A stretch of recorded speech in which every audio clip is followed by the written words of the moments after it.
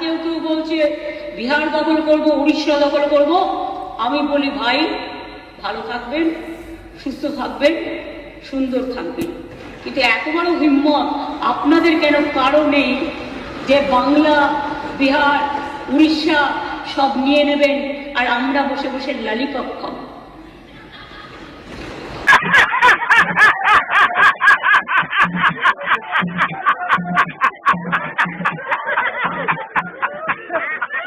এটা ভাববার কোনো কারণ নেই।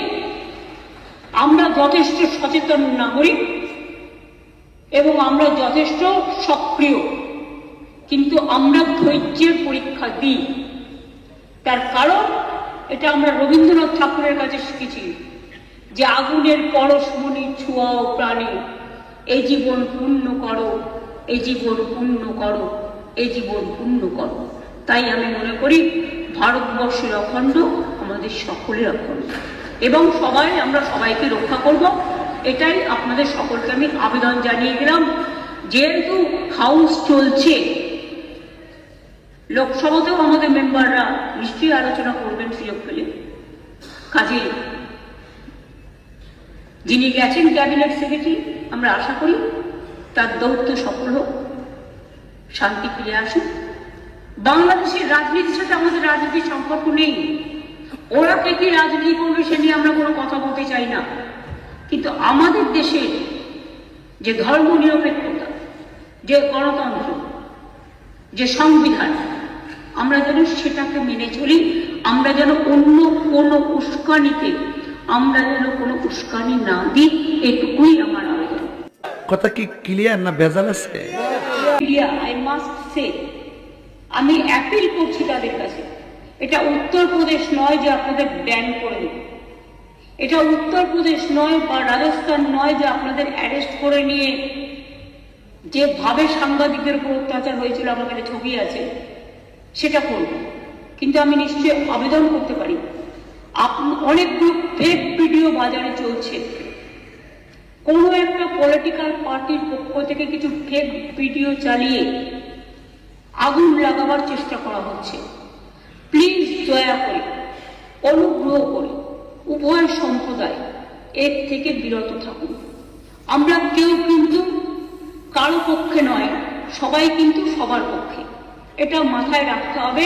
আমি বারবার বলি, ধর্ম যার যার আপনার, উৎসব কিন্তু সবার। বাংলাদেশের ব্যাপারে government of India, late government of India to decide. এখানে আমরা যেন কেউ অতিরিক্ত কথা না বলি এবং অতিরিক্ত কথা বলে পরিস্থিতিটা নষ্ট না করি। যারা ভাবছেন এটা নিয়ে রাজনীতি করবেন, তারা জেনে রাখুন, ওটা করতে গেলে আপনার রাজ্যেরও ক্ষতি হবে, ওখানেও যারা আমাদের বন্ধু বান্ধবরা আছে, ভাই বোনেরা আছে, তাদেরও ক্ষতি হবে। আমরা এটা চাই না। গভর্নমেন্টের কতগুলো পলিসি আছে, যেমন এক্সটার্নাল অ্যাফেয়ার্স পলিসি, এটা গভর্নমেন্ট অফ ইন্ডিয়ার ভাগ্যে পড়ে, আমাদের নয়, ওদের জুরিসডিকশনে পড়ে। অনেকে ওপার বাংলা থেকে এপার বাংলা আসতে চাইছে, কিন্তু তারা ঢুকতে পারছে না। আমাদের কোনো আপত্তি নেই, কিন্তু সেখানে বর্ডার সিকিউরিটি ফোর্স দায়িত্ব নিয়েছেন, তারা আসতে দেবে কি দেবে না এটা তাদের ব্যাপার, সেই নিয়েও আমি কোনো কটু মন্তব্যে যাব না। কিন্তু যাদের টাকা আছে, পয়সা আছে, ভিসা আছে, পাসপোর্ট আছে, তারা তো প্লেনে চলে আসছে।